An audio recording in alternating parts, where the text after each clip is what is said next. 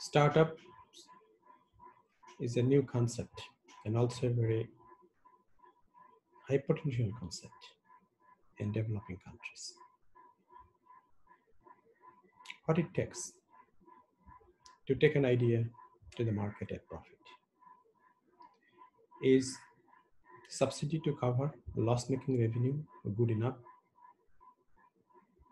to turn a startup into a profitable commercial success story. A few startups in the advanced countries have created a very large economies, like Carl Benz's startup, like Thomas Alpha Edison startup, like the startup around the Wright brothers aeroplane. Each of them has created more than $1 trillion industry, millions of jobs. On the other hand, we see thousands of startups popping up in most of the developing countries. Are these startups going to create similar success stories, uplifting these developing countries and developed ones? Yes, startups are a means of pursuing breakthrough ideas. But are the startups in developing countries in a position to grow as strong wealth creators for these countries?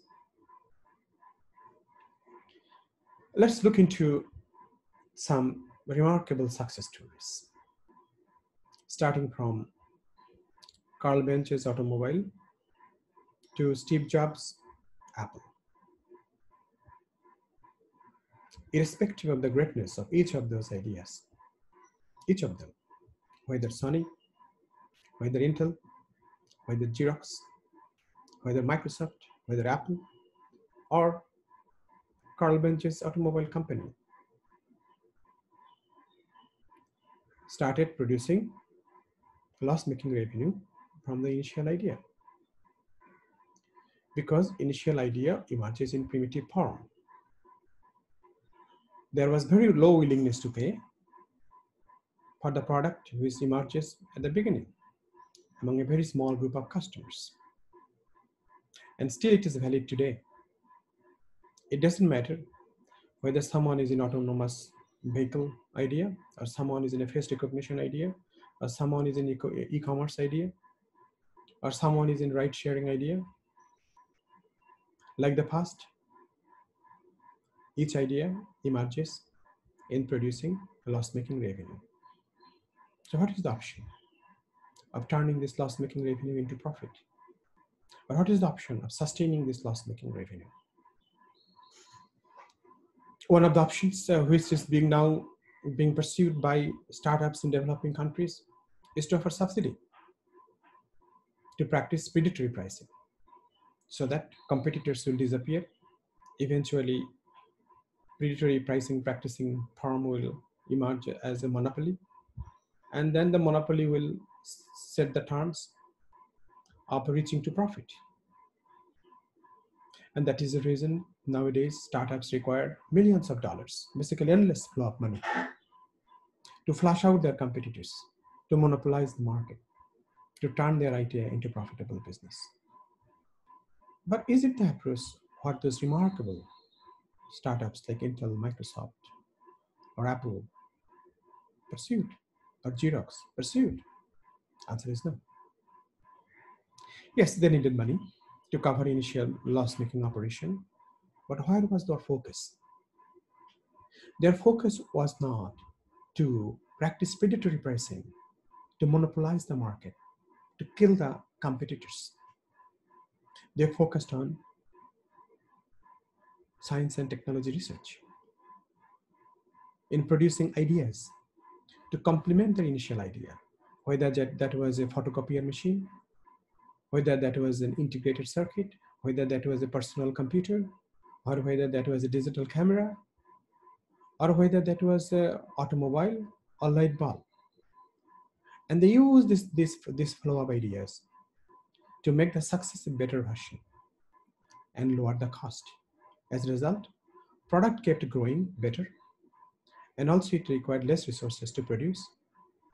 So it was creating increasing appeal among a large number of customers, a growing number of customers, and it was requiring less money to produce.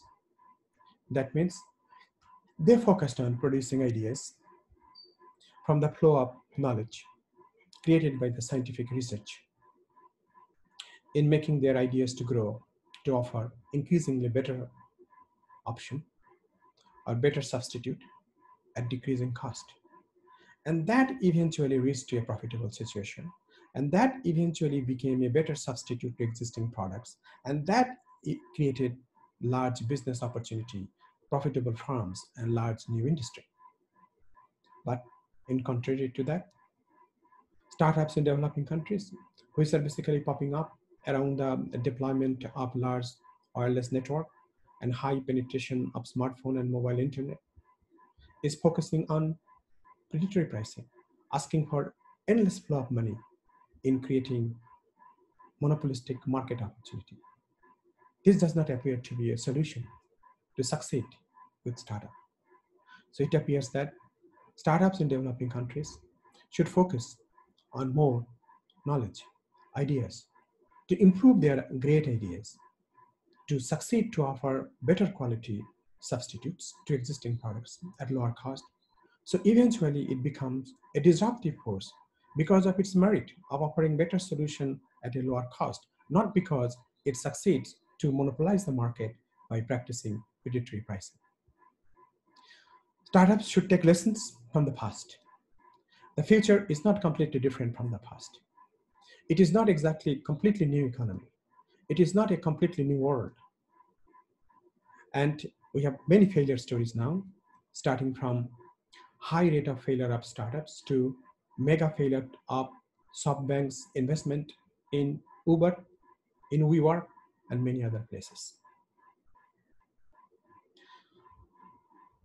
And in order to pay attention to this, policymakers, investors, entrepreneurs should rethink that what it takes to turn ideas into profitable business. Is it a predatory pricing to monopolize the market? Or it is about strengthening the initial great idea with additional flow of ideas to succeed to offer better option at lower cost. Until and unless we change this focus, it doesn't matter how much money we pump in that form of venture capital. It doesn't matter how much praise we do keep doing for our startups. It doesn't matter how much political supports we marshal, but seems to be success wouldn't be around the corner. So it is the time for us to pay attention to the need of science and technology, to the need of research, to produce knowledge, to produce ideas, to create startup success stories so that developing countries can replicate the success path of advanced ones through ideas, through innovation, through startups. Thank you.